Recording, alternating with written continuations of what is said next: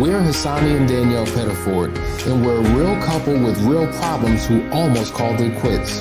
I was very frustrated. I became very disconnected, very jaded and cold. We have 4 children, going on 20 years of marriage, and we practice what we preach. Our mission, to change the way couples relate to one another and teach them the skills needed to improve the quality of their relationships. This is the Couples Academy Show. Good morning, everyone. Welcome to the Couples Academy Show. My name is Hassani. We're here this morning to answer your questions on this Thursday. It is Ask the Experts, and we want you to post your question no matter what it may be. You know what your situation is. You know what's going on in your world. You are free to post it here, or you can even text me at 678-200-8996. It's all about you today. It's all about you. So whether you're dating, in a committed courtship, engaged or married, separated, divorced, on the verge of divorce, you know what the deal is. Let us give you what you need.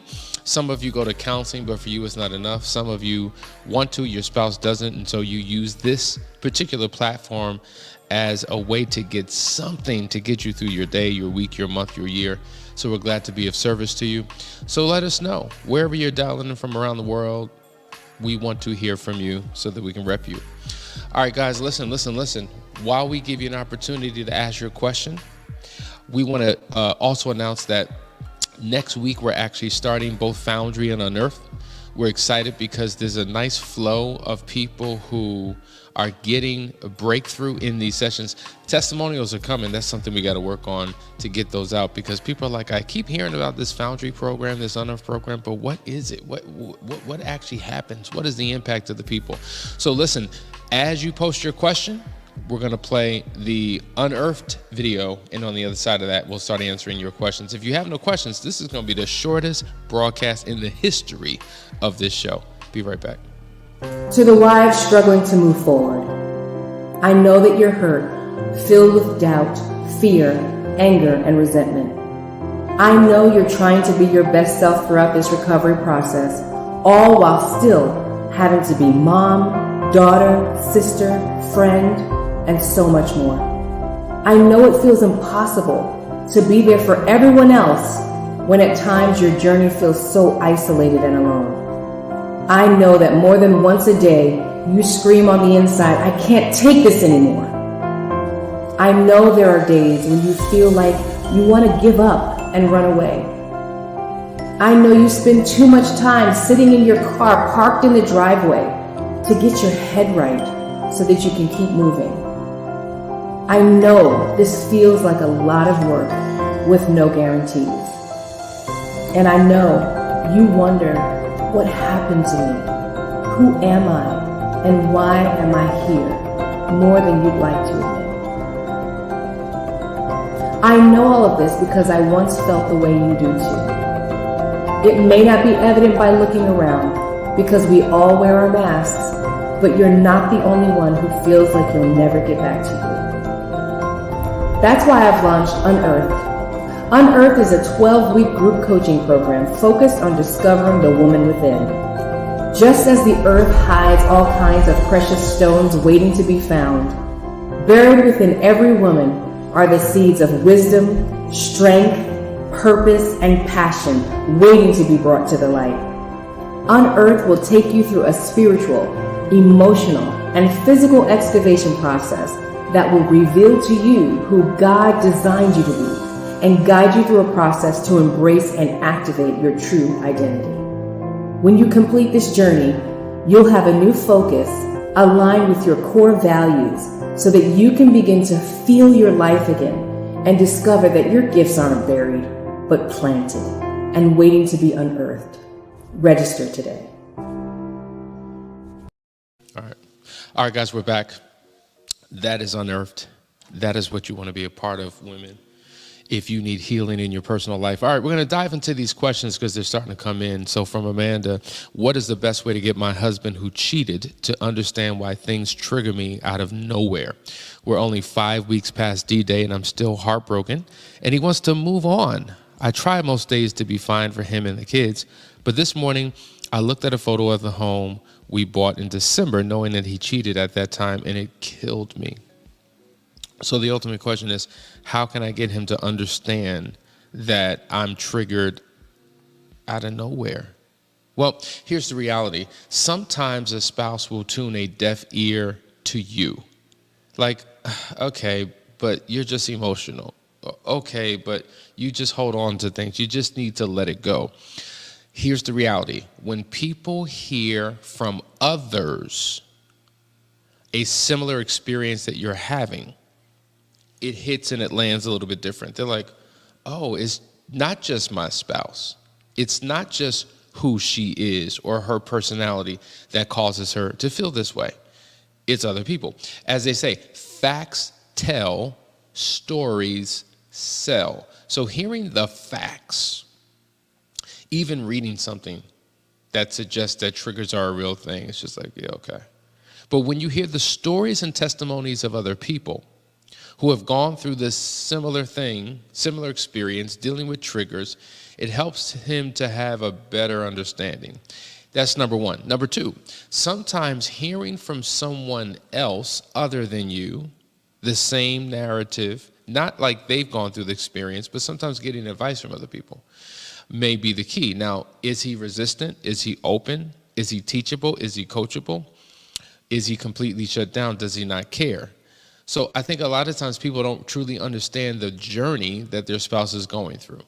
And so what we have found is that typically the betrayed spouse is the one who's become an expert on the pain, an expert on infidelity, an expert on what it takes to restore the relationship in terms of her knowledge and understanding. Now, whether he or she does anything about it is a whole nother situation. But they've expertised themselves because they become a student of that thing. And you've always heard me say, become a student of your greatest issue, right? And so what happens is typically for the unfaithful partner, they're not as excited, they're not as zoned in and focused on truly understanding the inner workings of what was done because they simply want to move on. And so maybe rather than it just coming from you, maybe you two read an article together, read a book together, listen to an audio book, watch a video together, hearing from somebody else that talks about triggers so that he will have a better understanding. We did a 4-hour masterclass just about a month ago on overcoming emotional triggers, and we walked the unfaithful partner through a number of exercises and techniques of how he or she can be there for their spouse in the midst of the trigger.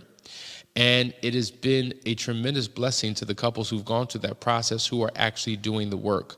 So there's an incalculable number of resources out there that really can guide the both of you through how to deal with these triggers, but it requires him wanting to be open to a process or open to your perspective. So what I would encourage you to do to him is say, listen, babe, if you're really struggling to hear it from me, let's sit down and just watch this video, right? Just Google Couples Academy and triggers, and at least a few videos will pop up where you're going to hear Danielle and I kind of walk you through some of these challenges, and it'll give him insight that he currently does not have. So hopefully that helps in your situation. Gonzalez Smith, men, Foundry is truly recommended. Do you need to find purpose within? Do you need accountability? If yes, answer yes. We would love to have you in Foundry. Men Rise Up, spoken from someone who has benefited from that program and is on his journey to continue to be the best version of himself. You know, it's one thing to hear from me, but when you hear from others, it truly makes a difference. Thank you. I appreciate that, my brother. Cassandra says, we are 3 years past why does he betray? Okay, let's try that again. We are 3 years past why does my betrayed think I need to be controlled? He takes my bank card. He borrows money from me and doesn't pay back. He also takes only car that he have. I'm ready to give up. Okay, well, this is what I say all the time. You know, the affair or the betrayal is one issue, but most likely there were issues prior to the affair that had nothing to do with the affair. We're talking about a relational dynamic here, right? Issues and problems in the relationship. And after an affair, there's a hypersensitivity to all the things that were not properly addressed or dealt with before. And so it's a compounded pain. Not only am I dealing with the pain of the betrayal, but on top of that, now you want to control me. Now you want to take my keys. Now you want to control my money. Like, there's a lot here that needs to be dealt with above and beyond just the betrayal that can make a relationship toxic.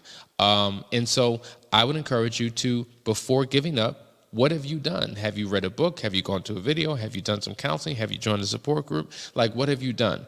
Have you exhausted all means to prove to yourself that there's no hope in this relationship at all? If you haven't done that, do that. If he doesn't want to do it with you, do it for and by yourself, because that's the start of a process. And we've seen countless individuals where they said, my spouse is not interested, he doesn't want to do it, she doesn't want to do it, but the one did do it. And what we have seen is that when one takes the first step, it increases the probability of the other partner coming on board and joining a process. We see it all the time. So I encourage you, start today and find out what healthy parameters and boundaries and borders you need to put around your own life. There's a phenomenal book called Safe People. There's another book called Boundaries and Relationships, and it talks about how to do life with someone when things are unhealthy and how to transition into a healthy dynamic within your relationship. Listen, guys, you're watching today. Ask the experts. We have a number of more questions we're going to get to. Stay right there. Be right back. If you're a man and you have a pulse, then you need to join this program. You're a husband, you're a father, you're a leader. You have the weight of the world on your shoulders. You have to be everything for everyone, but do you know who and how to be for you? You're still in search of your own significance. You're in internal battle with your own vices. You're questioning, do I even know what it means to be a man? I know I'm supposed to be there for others, but what about me? The fact is, you need a model. You need a code to live by, a system of principles to govern your life. You need an internal compass to guide your every decision. You need the 4 securities to build your own kingdom. What you need is the Foundry. In short, a foundry is a facility where castings are produced by melting metal, pouring liquid metal into a mold, and then allowing it to solidify. Well, this is where we're testing the metal of men. Foundry is a 12-week men's-only coaching program. It is a brotherhood that will take each man through a purification process of the heart, mind, and soul. We here at Couples Academy promise you that if you give us 12 weeks of your life, you will no longer recognize it. If you care about the improving of your life, your marriage, and your family, register today.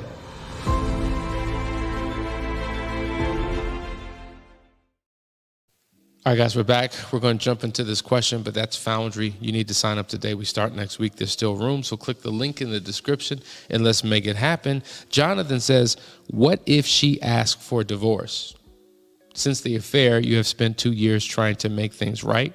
You realize that you've both been trying to fix it individually, not together, trying to do it our way. She sees a therapist from Virginia, but I believe it is more of a PTSD, her deployment, and other personal issues. We have not seen help or tried to build it together. How can I get her to see this and take the steps with me?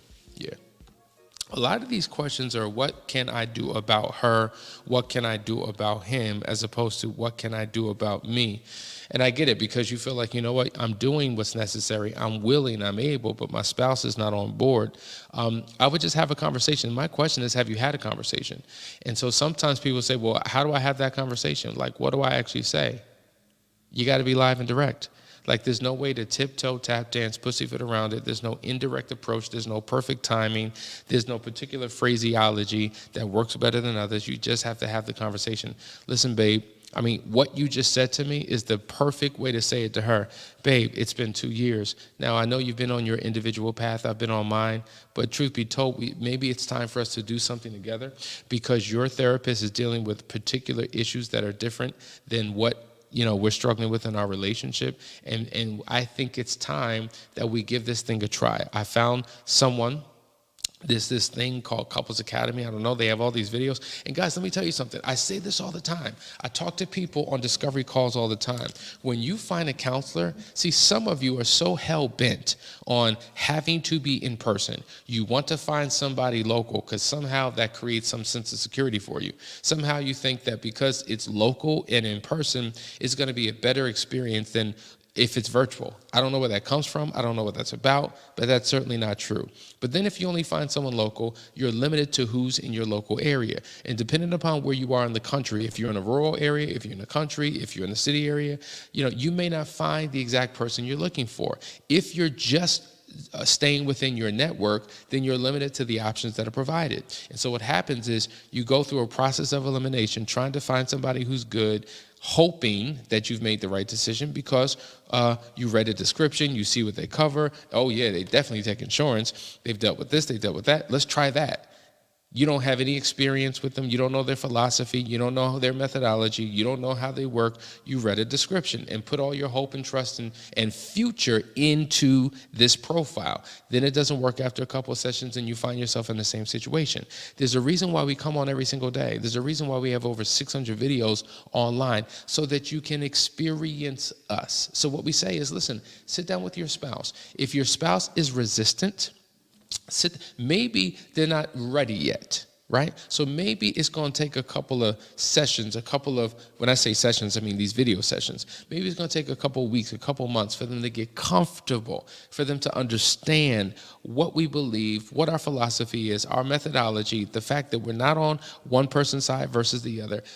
People contact us all the time after having watched this for months, some even a year, and they're like, you know what, we're finally ready. But they got their daily dose. So if she's not there yet, use these videos as your daily bread to pour into your relationship. And don't just find videos that address the issues that are a concern to you. Find out those things that are an issue and a concern to her and watch those videos and get her to become a believer in a process where maybe if you two came together, you can get some traction and you can begin to move forward in your healing and recovery process. Yes, you have to do it on your own, but you must do it together. Because if you're only working on yourself, first of all, who are you going to?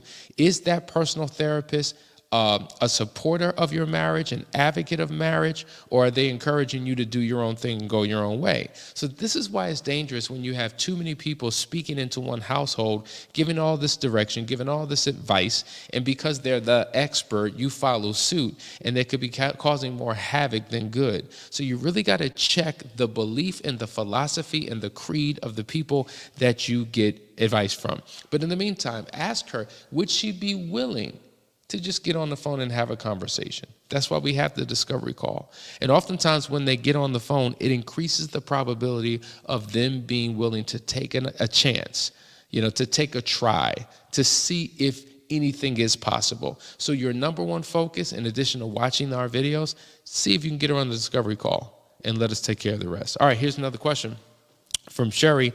My D-Day was in December.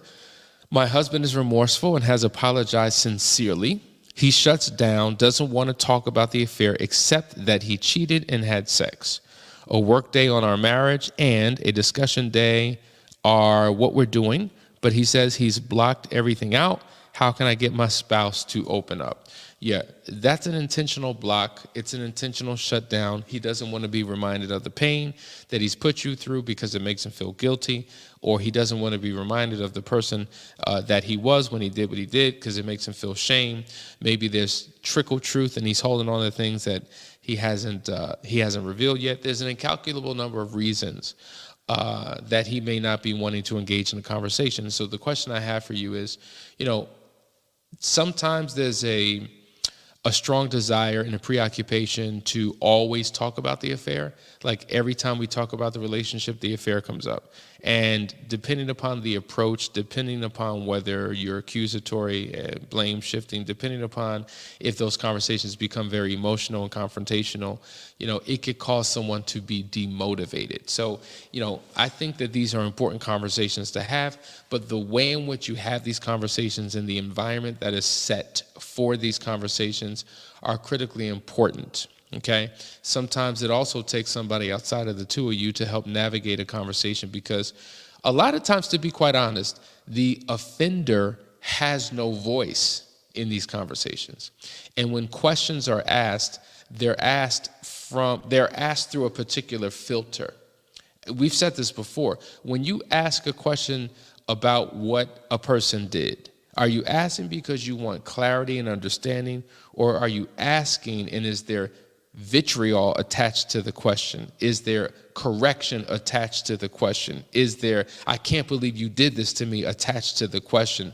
Like, sometimes we come with that approach and it really destroys the entire conversation. So if I'm the one on the receiving side of that, of course I'm not motivated. Of course I don't want to talk about it. Of course I'm going to shut it down. And I think there's a need for you to know, right? Because you're trying to put the pieces together. You're trying to connect the dots. You're trying to make sense of it all.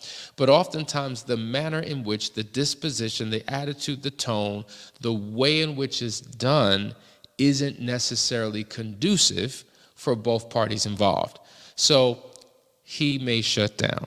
He may not want to talk about it because of what happens every time you two bring up this very sensitive conversation. This is why we say in the recovery process, neither of you can be in the driver's seat. Neither. Because if he's in the driver's seat, you're not talking about it. If you're in the driver's seat, you're talking about it every day.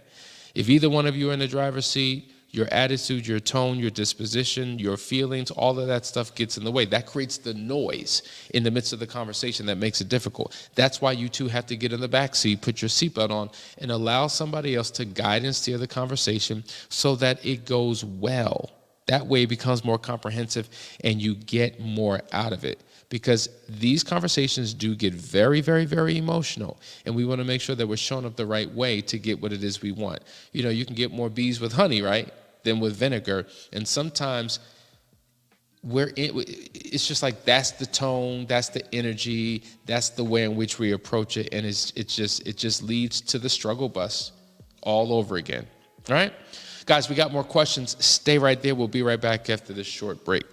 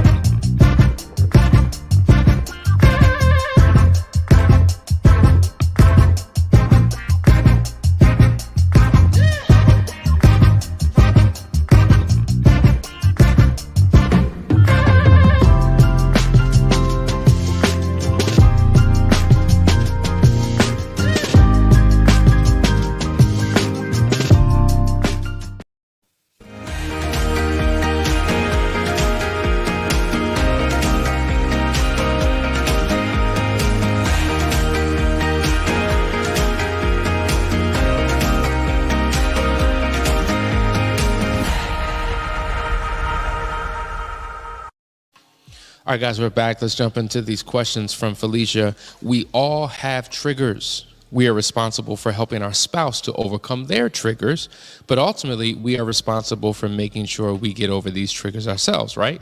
Yes, yes, and yes. So we talk about, especially in that masterclass we did, how you have to untrigger your spouse, untrigger your environment, and untrigger yourself. So both the betrayed and the unfaithful partner have their own individual triggers that they are responsible for.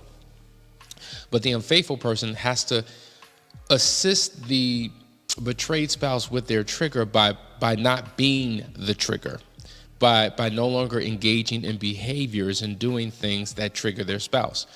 A lot of times the spouse is the number one trigger, right? Because the spouse is the one who created the issue in the first place, the affair, if you will. So everything about that spouse is a trigger for you, because maybe there's still behaviors that he or she is engaging in that triggers you. Or let's say that we get to the point where that spouse is doing all the right things, they're showing up the right way, Now you're triggering yourself because you're thinking about what your spouse has previously done, and you can't let that go. So the trigger is within you. And so they're doing the right thing. So it's not like we need them to do anything different, anything more. They're showing up the right way by your admission. So that's when you have to take responsibility for managing your triggers. And see, this is what I'm saying. Oftentimes we want our spouses to change, and we think it's so easy. Why don't you just do right? Why don't you just stop? Well, how easy is it for you to do right and stop or start? Right? So we have all of this passion for what others need to do, but oftentimes feel demotivated to do what we need to do. And both are necessary in the healing process. So the triggers and managing triggers and your environment and knowing how to react and respond to things is the longest part of the journey. And you have to course correct along the way. And you have to be intentional. And here's the thing, you can't be reactionary to a trigger.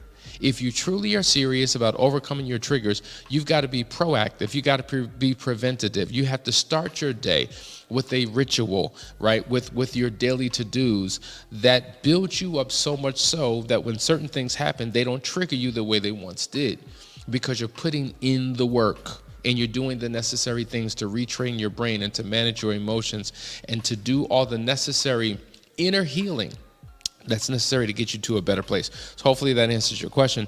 Paul, we have a question from Paul. After 1 year of dating my fiance, I noticed the pictures of me and my fiance being taken together keeps being removed from her Facebook page. First time she said it was her sister that logged in on her Facebook page, and now I don't know. Why do you think that is? What should I say? I'm very disappointed and hurt. Worthy of a conversation. So first of all, why does her sister have access to her Facebook page? Number one. Number two, okay, so the pictures of the two of you keep disappearing. So if anyone were to look at her profile, would there be evidence of a relationship? Would we see it? You know, it's interesting. I say this all the time. I remember that there was this couple that had been married for 4 years, and you would never know it, because there was not a single snapshot of the two of them. Oftentimes, that's an indication that something's not right in the relationship. On her page, does it show that she's in a relationship? Is her page connected to your page, right? So these are the clues that I'm looking for, the things that I'm searching for to see, is there a shame associated with it? Is she trying to be stealth and clandestine? You know, some people, based upon their profession and their line of work and their career, choose not to let the world know what's happening in their private lives. And so I think it's worthy of a conversation. Some people do it for a number of different reasons, but I think both of you have to be on the same page as to what that reason is and if you're okay with that reason. Because it's a very sensitive thing. Most of us spend much of our lives on social media, and we give impressions on social media. So if every time I go to my wife's page, all I see are selfies and her sharing experiences with the kids and her sharing experiences with her girlfriends, and I'm nowhere in sight, I'm gonna feel some type of way. What's up with that? Like, are you embarrassed by me? Are you ashamed of me? Do you no longer want this? What's going on? And I think there should be an intentional effort, if you do life on social media, to put all of your life on social media, if that's how you use it. And if your partner, your boyfriend, girlfriend, fiance, spouse, is a part of your life, then they should be a part of your online experience. So I do think it's worthy of a conversation. Amanda says, thank you so much. He's trying, but there are days he just gets so mad that I can't let it go. We enjoy your videos, and we look forward to the Triggers videos. Boom, awesome. Appreciate that. Amanda Carroll, yes, I have triggers and feel your anger and pain. I'm with you, girl. You have so many questions and feel blindsided. Yeah, got it. Lisa says, I still have a lot of questions from my husband about his affair. He's doing so well, but I don't want to ask him to undermine his efforts, but it's eating me up on the inside. Well, listen, I don't know how many questions you've asked. I don't know how long ago it was. Maybe you said that earlier, but I'm just reading these questions. But if you're in a space where you have an incalculable number of questions, then you deserve to have those questions answered. And I think a lot of times either we don't care about how our spouse feels and we're going to get what we want, and I'm going to ask you these questions, or we do care about how our spouse feels, and so we suffer in silence, and it's eating us alive, which ultimately impacts the relationship. And so once again, I don't think asking him questions will sabotage his process or slow his process down. It's all about when, where, and how at the end of the day. I mean, we give you the guidelines on how to do it, but you deserve your healing. And if this is causing any type of insecurity, self-esteem issue, vulnerability that you have in the relationship, doubt, fear, inability to trust and forgive, then why would you not ask these questions? Because what's going on in you impacts what's going on in that relationship. And so it's all about how you approach it. Bethany says, how do I locate the link to the Foundry? The link to all of the programs, Foundry, Unearthed, Last Chance Weekend, it's in the description of the video. You got to click the description, it expands, and it'll take you through all of our programs. All right, Ralph says, are there any recommended books about finding acceptance in oneself? I would say that that's a part of the forgiveness process, and I just recommended a book the other day. Actually, I have it over there. If you go to the second shelf, there's 2 books on forgiveness. If you could pull those, it's towards the right. Forgiveness books. There you go. Bring those over here. Thank you so much. Power of a producer. Forgiving What You Can't Forget is a phenomenal book. And you got to understand, it talks about forgiving oneself. It talks about accepting the reality of where you are and what has happened to you. All of those things are critically important in your healing process. There's another book called How Can I Forgive You by Janice Abrams Springs, and she talks about the 4 types of forgiveness. She talks about the refusal to forgive, cheat forgiveness, acceptance, and genuine forgiveness. So it's an amazing book. I would encourage you to get that. Okay? I'm going through the same thing. My husband has broke down more than he ever has in 26.5 years of marriage. He wants to block everything out. I appreciate you guys talking to each other, so that's a good thing. So I don't know. I'm just reading these in real time. As the one who cheated, I struggle with bringing issues up to my spouse. I often feel she's defensive and doesn't hear me. How can I keep this from triggering me or adding to my guilt? Guys, all I could say is, if you have a difficult time communicating with your spouse, I don't know how many more ways to say it, and I don't know why there's a resistance to it. Get help. Find somebody who can be a part of the conversation to navigate you through it.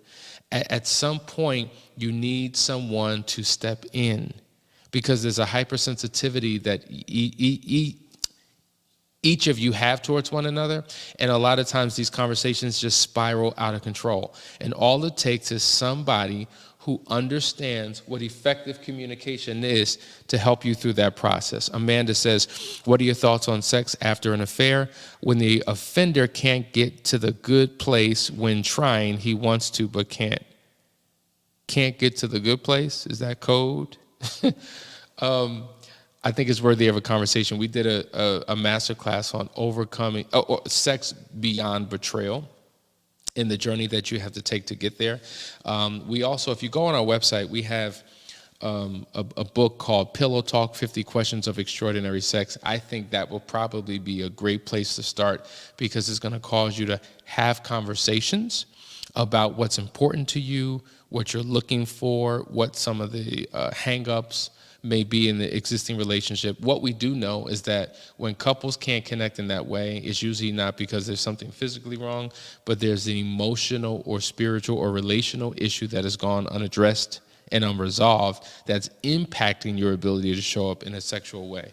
And so taking your focus off of the actual act and placing it on all of the other issues that may be causing a struggle to engage in the act. There's an aversion to an act. I'm repulsed by the act. I have no interest in the act. Why? Because of these unresolved issues over here. And so taking a deeper dive into that could help, right? Because when we do come together, I'm triggered. I'm thinking now, is that what you did? Is that what you liked? Is that, all these things begin to happen. That's a part of the ongoing trigger struggle that people have. I think I just read that. Okay, let me see. We're going to go to a couple more. It bothers me. Okay, Glenn, 1. Me and my wife has ongoing conflict about her phone and how she does not communicate with me. I speak on how I feel about it, and I was told stop bringing it up. It bothers me because she's on social media and playing games on her phone or just on the phone, and I tell her I can compete with her. I can't compete with her phone. Okay. So yeah, the phone is definitely an issue for a lot of people, and I think that it's important to, in the rebuilding process of your relationship, to create a technology-free zone where you're not competing with your spouse's phone and what they're doing on it. They're texting people, they're on social media, they're watching videos, they're so engaged. You can get lost in your own world with the phone. It's just like, here I am sitting next to you. I don't get no time, I don't get no attention, I don't get no affection, and you hugging up on this phone, and I now feel threatened by the phone. I want to destroy that phone. I want to throw that phone in the lake. That phone is a source of contention in our relationship. And I think you have to have a conversation about time blocking. Time blocking simply means we're reserving this time for us to go into a deeper dive into our relationship. The phone doesn't have to be an enemy. There's space and time for the phone. There's time for everything. And so that's what Danielle and I have done. We've created a color-coded calendar where we have prioritized couple time, family time, personal time, work time. That way, nothing is a threat to our relationship, because everywhere we go, there you go with that phone again. So it's worthy of a conversation that definitely needs to happen, because when it does happen, everything begins to put itself in its proper place and order. And the person who has this fetish with their phone, or they just do life on their phone, they don't feel deprived, they don't feel neglected, they don't feel like now they're controlled and trapped and can't use their phone because there's something wrong with their phone. Both of you win. Remember, if it works for you and doesn't work for your spouse, it doesn't work for your marriage. So what can we create that works for all of us so that we're on the same page? All right, guys, appreciate your time. Hope you got something out of it. We have a special presentation tomorrow. Make sure you tune in and you have everybody who joins. It's a surprise. It's a secret. Make sure you're there, 9:30 Eastern Standard Time. See you tomorrow. Bye-bye.